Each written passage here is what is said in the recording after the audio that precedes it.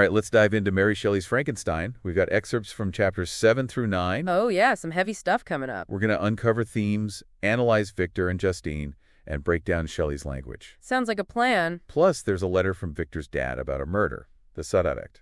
Well, it really throws Victor off. These chapters are a turning point, setting up all the drama that comes later. Okay, so that letter, Victor's little brother, William, is murdered, and they think Justine Moritz did it. She's practically family to the Frankensteins. It's wild how fast things change. Justine, so loved and trusted, becomes an outcast just like that. Based on what, flimsy evidence? Exactly. She's out all night, gives weird answers when questioned, and then, bam, they find William's miniature portrait in her pocket. It's scary how easily fear and grief can twist our idea of justice. Like, is Shelley saying we look for scapegoats when bad things happen? Oh, absolutely. This rush to judgment, no real evidence, no fair trial, it shows the flaws in the system and how we as humans, we want someone to blame. Makes you think, can justice ever be truly blind? Or are we always biased? Tough question. What about Justine? How does she handle all this? She keeps saying she's innocent right through the trial, but then she confesses. Seriously? Think about it. She's young, facing pressure from society, the church. They practically force it out of her. That's awful. So she's sacrificing herself. Maybe. It's like she's giving in, trying to find some peace, even if it's based on a lie. Heartbreaking. And it's all because of Victor, even though he's keeping quiet. Victor is drowning in guilt, but he's more worried about himself, his reputation, than saving Justine. So he's selfish. Well, he created the creature, right? It's his secret. But knowing the truth, shouldn't he speak up, even if it ruins him? It's eating him alive. He tries to find peace in nature, but it doesn't work. His ambition, wanting to conquer death, it backfired big time. Classic cautionary tale. Good intentions at first, but Victor didn't think about the ethics. Now he's facing this monstrous result. This idea of progress without ethics? Does that still apply today? I mean, science is moving so fast. All the time. Genetic engineering, AI, climate change. Shelley's warning is timeless. We need to balance ambition with understanding the consequences. So we've got injustice with Justine, the dangers of ambition with Victor, but there's also their inner struggles, right? What about them? What are you seeing? Well, Justine, she must feel so betrayed, confused. She didn't do it, but she's accepting this terrible fate. What's going through her mind? She's got strong religious belief. Maybe she thinks this is God's plan, that suffering is part of it. But I bet underneath, she feels that injustice, you know? Don't forget, she insists on her innocence till the very end. Good point. And Victor, so guilty and afraid. His family tries to help, but he pushes them away. Why? Shame, fear of judgment, maybe even wanting to be punished. He knows what he unleashed. He feels unworthy of love. And this pattern, it'll keep showing up with Victor. So their inner struggles, they highlight the bigger themes. It's not just what they do, but how they deal with it. Exactly. It adds this psychological depth, makes us connect with them, feel for them. And Shelley's writing, wow. It's so powerful. She paints these pictures with words. Beautiful, but also terrifying. Oh yeah, like how she describes nature. Chapter 9, Victor tries to find peace in the Alps, but even those beautiful mountains, they reflect his inner turmoil. Stormy skies, decimate landscapes. It's like nature's echoing his emotions. Any other examples of how Shelley uses language to pack that punch? When Victor sees the creature near the murder scene, he calls it a demoniacal apparition. So monstrous, otherworldly, it chills you to the bone. And the creature symbolizes Victor's mistake, the dark side of his ambition, right? Exactly, and there's that constant play of light and darkness knowledge versus the unknown, reason versus the monstrous. Those details, they make it more than just a horror story. It's about life, death, what it means to be human. Right, she makes us think about those big questions. And her language, it's both beautiful and makes you think. Okay, we've covered injustice, ambition, isolation, their struggles, and Shelley's amazing writing. But we haven't talked much about the creature himself. He's out there, waiting in the wings. And when he steps into the spotlight, everything changes. For sure. So keep reading and really focus on him. What does he want? How does he see the world? Is he really a monster?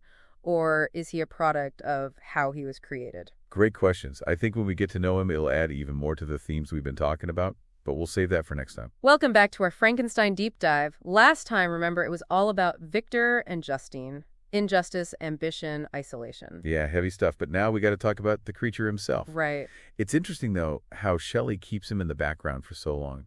Like, we see glimpses, hear whispers, but we don't really know him yet. True. She's building it up, that anticipation, makes us wait for the moment he really comes into the picture. So after he escapes Victor's lab, he's basically thrown into the world, alone, totally unprepared. What are those first experiences like for him? How does he figure things out? Imagine being born and everything is scary and strange. Everyone's afraid of you. That's the creature's life. At first, it's all isolation and rejection. He's different, and not in a good way. Yeah, rough start. He needs the basics: food, shelter, warmth.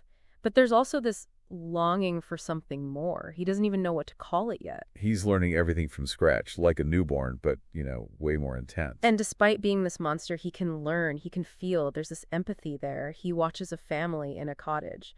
Through them, he starts to understand language, emotions, relationships. Oh, yeah, that part where he does chores for them. It's kind of sweet, actually. He wants them to like him. Exactly. He sees their love, how they care for each other. He wants that too. But then they reject him, all because of how he looks. So cruel. He just wants to be accepted, to connect. Instead, he gets fear and disgust. No wonder he's angry at Victor. Right? He blames Victor for everything, for abandoning him, for making him this way. But under that anger, it's like he's desperate for someone to see him, not just the monster. And then he demands that Victor create a companion for him, someone who gets him, who won't judge him. Makes you think, is that really so unreasonable? He doesn't want power or wealth, just someone to be with, like the basic human need for connection. Victor's in a tight spot. I mean, he made this being, this creature who can think, feel pain. Doesn't he owe it to him to try and make him happy? Maybe. But what if a second creature is even worse? What if they team up and cause chaos? Scary thought. It's like a mirror to Victor's ambition, right? First he makes the creature, now he's facing the consequences. He has to think about the ethics all over again. And it's not an easy decision. Plus, the creature is threatening him. Make me a companion or I'll make your life a living hell. So Victor's afraid too. What does he end up doing? It takes a while, but he agrees. But he's filled with doubt, anxiety. It's like he knows he's messing with something dangerous. But maybe this is the only way to stop more tragedy. And this decision, man, it just leads to more conflict and tension. Definitely. Nightmares, paranoia. He withdraws even more, hides what he's doing from everyone. Like he's going down this dark hole, just like the creature's isolation. Oh, that parallel is amazing. Creator and creation, so similar. It's like, who's the real monster here? And as Victor's building the second creature, we start seeing how much he's like the creature. How so? They're both obsessed, right? Consuming themselves with what they're doing. And they're both so lonely. Two sides of the same coin. They both have that darkness, that potential for destruction. It's creaky but fascinating. Is Victor, facing a part of himself when he builds this companion? That's a really good point. Shelley goes so deep. It's not just about science and ethics, but about what's inside us, the darkness even brilliant people have. Things get super tense as Victor gets close to finishing. That part where he sees the creature watching him through the window. Chilling, right? The creature's always there. A threat that won't go away. Victor's guilt and fear made real. What a cliffhanger. Will he actually finish the second creature? For that, you'll have to wait for the last part of our deep dive.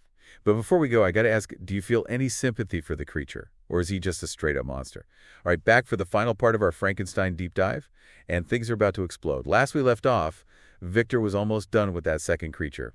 But he was having major doubts. So what happens? Does he finish it? So he's almost done, right? And this wave of disgust just washes over him. He looks at this thing on his table, and I think he finally sees the horror of what he's doing. Like reality finally smacks him in the face. Exactly. Before, it was all the creature's demands, his own guilt. Now he sees what might happen. Two creatures running around. Bad news. He pictures them together, causing chaos. And remember, he already knows how destructive one creature can be. The thought of two, no way. Plus, the creature's out there watching him work. Talk about prayer. Every minute, Victor feels that threat, like a shadow. If he doesn't finish, who knows what'll happen. But then it's like he has this moment of clarity, making another creature. Huge mistake. So does he say something to the creature? Nope, he destroys the second creature before it can even live, tears it all apart. Whoa, that's bold. He's saying no to the creature. He is. Victor's finally taking a stand. He's choosing to protect humanity, even if it means, facing the music. And he knows the creature won't be happy about it. Understatement. The creature is furious. Victor broke his promise, and he vows revenge, his threat. I shall be with you on your wedding night. Hold on, he's going to go after Elizabeth. That's what it sounds like, right? Those words, they foreshadow a terrible tragedy. Vic can't fix this anymore. He has to live with what he's done. Man, the creature's not messing around. He knows how to hurt Victor when it really counts. And that threat, it drives the rest of the story. Victor's terrified for Elizabeth. But no matter what he does, he can't escape what's coming. Like he's cursed. It is like a Greek tragedy. Victor made his mistake, and now he's caught in the web. Can't outrun his past. And through this, Shelley's showing us something profound. Ambition without limits is dangerous. Ethics matter, and what we do, it has consequences, maybe forever. Yeah, we've been talking about that a lot. But it really hits home in these last chapters. It goes beyond science. It's about being human, dealing with guilt, with responsibility, and facing that darkness inside ourselves. And Shelley, she doesn't give easy answers. We're left with questions that still matter, even all this time later. Can we ever escape what we've done? Can creator and creation ever really understand each other? Can we overcome our own monster side? Big questions, and probably even more relevant now than back then. We've got all these scientific advances, but the same ethical dilemmas. What does it mean to be human when all these lines are getting blurry? Frankenstein makes us confront all that, our beliefs, our values, everything. So much to think about. I guess that's what good books do, huh? They challenge us, make us dig deep. Totally. And Frankenstein, it sticks with you, makes you rethink things long after you finished it. As we finish up, gotta ask, what's your biggest takeaway from Frankenstein? What's the message? For me, it's a warning. Don't play God. Don't let ambition blind you to the cost. Progress without empathy, without understanding the human side of things, it leads to disaster. But there's also hope. Maybe even in the worst situations, we can still find redemption. Well said. And we can all use a little hope these days. Thank you so much for taking us through Frankenstein. What a journey. My pleasure. And remember, this isn't the end. Keep thinking about these things. Keep exploring. Keep those insights coming.